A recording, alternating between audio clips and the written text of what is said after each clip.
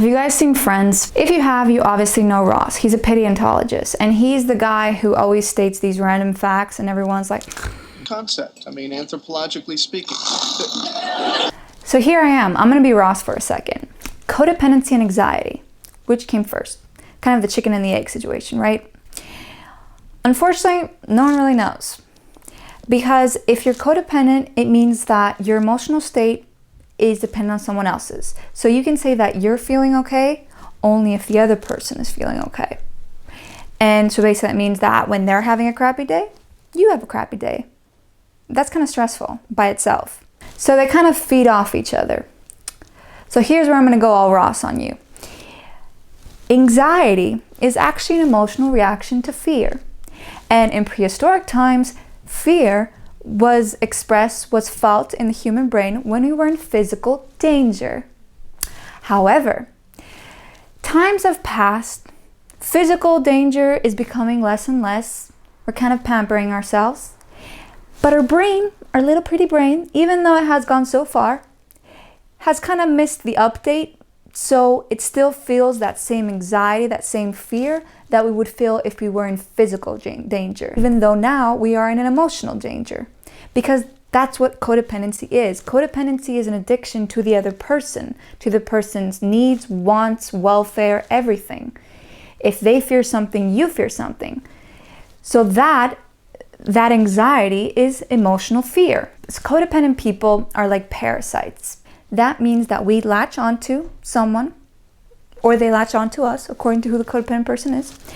And we basically try to suck everything from them, love, problems, energy, feelings, and kind of make them go away because we think that that nourishes our needs. That's not really healthy. Welcome back, folks, and hello to my channel newbies. If you are new to my channel, make sure to introduce yourself in the comments below.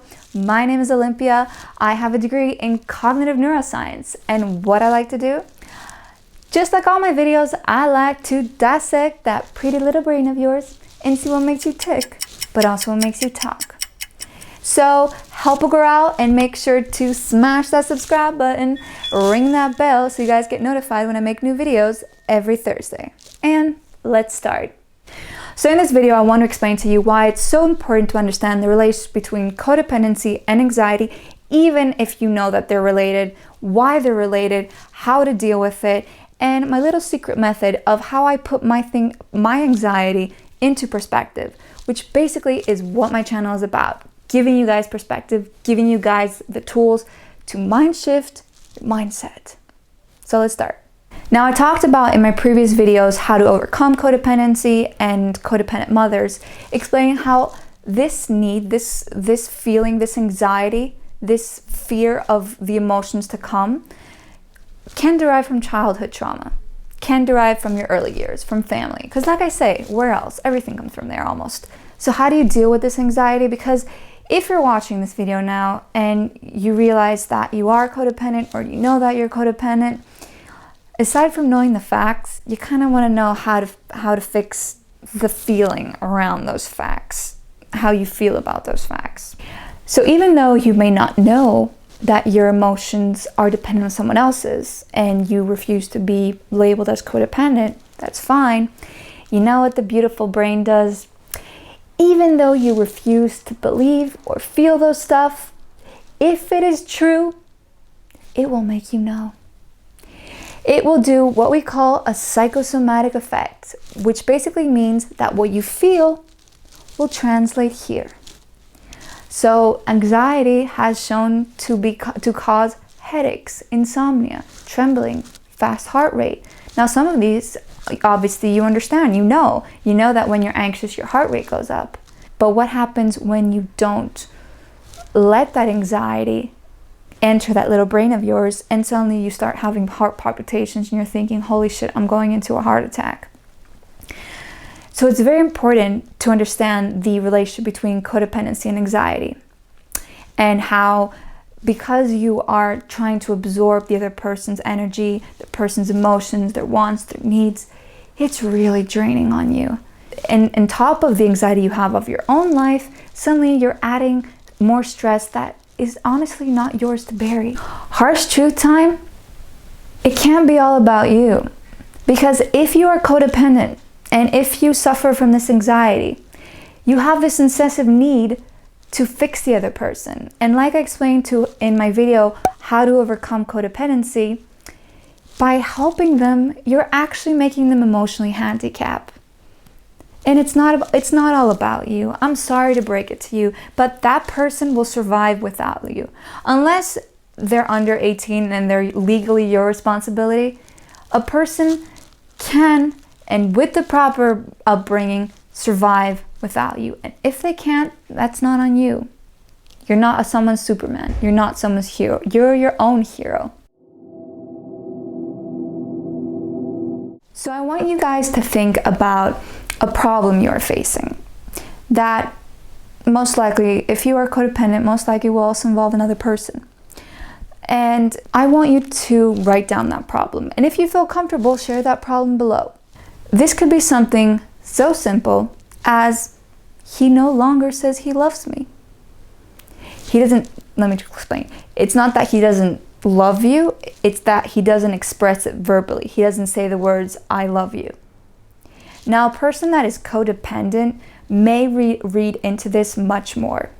And if you check out my video on emotional filters, thought filters, you'll see that codependent people have this what if filter, which leads to the catastrophizing filter. And what that does is that you take a situation and you start giving those what ifs. What if he doesn't love me more? What if he got angry because I did something? What if he found someone else? What if he wants to leave me? And those what if kind of go up the scale, and suddenly it's like, and you've catastrophized the whole event. So I want you to write down that problem, and I want you to write down all those what ifs. And then after those what ifs, I want you to write down the emotions that come with those what ifs. Is it anxiety? Is it fear? Is it self-doubt? And most likely you will realize that those emotions are not connected to the other person, are not dependent on the other person. That is something that you feel. And the funny thing about this example I'm giving you, this simple example, the fact that he doesn't say or she doesn't say no so often the words I love you, and your immediate reaction is, should I ask them if they love me? Maybe they don't love me anymore. Shouldn't I kind of pressure them to tell them that they love me? The funny thing is if that person turns around and says, I love you, suddenly that whole thought, that whole filter, that whole over-catastrophizing what if just goes away. So the other thing I want you guys to do after you've done your what ifs and after you've written down your emotions is I want you to write down that one sentence, whatever that sentence is, that will make that anxiety go away. You're going to have to learn how to say that sentence to yourself, because you can't depend, codependency, you can't depend on the other person to read your mind and say what you feel you need to hear, what you feel that will release your anxiety, your stress. The only person that can release your stress is yourself. The other thing I want to talk about is breathe. I have it on my hand. Now I want to explain this. Over the years, I've had a lot of snarky comments about, oh, why do you have a tattoo that says breathe? Do you forget to breathe? Or the best one of all, why don't you write exhale and inhale just in case you forget? Nuh-uh. I'm not really good at meditating, and I'm not gonna lie, in yoga, when you get to that point where you're laying on the floor and they're telling you to imagine about a warm, yellow, fuzzy ball and that it's coming out of your navel and you're feeling it all over your body, I don't get that. Maybe I will in the future, I don't know. But what I do get is the human brain. Because like I said, I've studied cognitive neuroscience, I love to see how our brain works. So, like it or not, when you are stressed, when you feel anxious, your brain releases a hormone. It's called cortisol. It's the stress hormone. And it has been shown through MRIs, which is basically imaging of the brain, that when you do deep breathing, you release endorphins and you feel more happy, more relaxed, Now, this doesn't mean that whatever problem you're facing will go away, but because my channel is all about perspective, if you manage to identify, relax, and see things from a different perspective, you can also learn how to manage that anxiety. And with the exercise I gave you before, try and figure out where it's coming from. So here's my little method of reducing my anxiety. Now, for those who are familiar with the internet, and for those who have a phone, a computer, this is what I do. This is going to sound really weird, by the way. So the beautiful thing about technology right now is we actually have satellites right up there that give us live feed of the Earth. So you can go and I'll put the links below, and you can get live footage of the Earth slowly turning.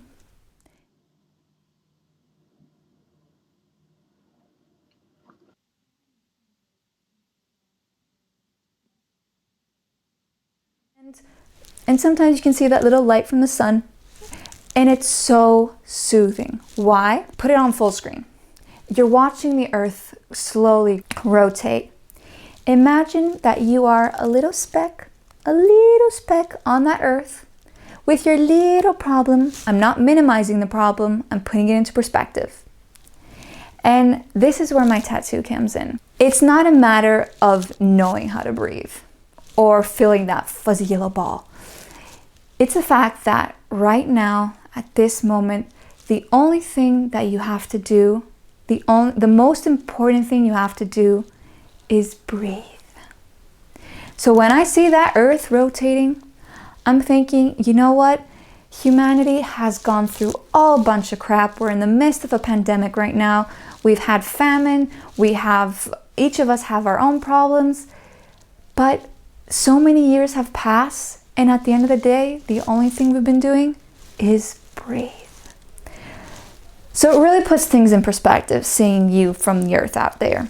And then, because codependent people have this ingrained what if filter and the catastrophizing filter, what really helps is focusing on the present. And I know you've heard this again and again, but think about it. All your what ifs, all your catastrophizing filters are not reflecting the present. They're reflecting the effect that thought will have in the future. So in the example I have given, the reflection is, my partner is angry because I did this to him, aka he will leave me. So all these filters are focusing on future events that may or may not happen, and are also dependent on what the other person will say. So let me know if these exercises worked. I know they've helped for me. I know they've helped for others. Don't forget to smash the subscribe button, ring that bell, and make Mama Algorithm love me by giving me a huge thumbs up. And that's it, folks.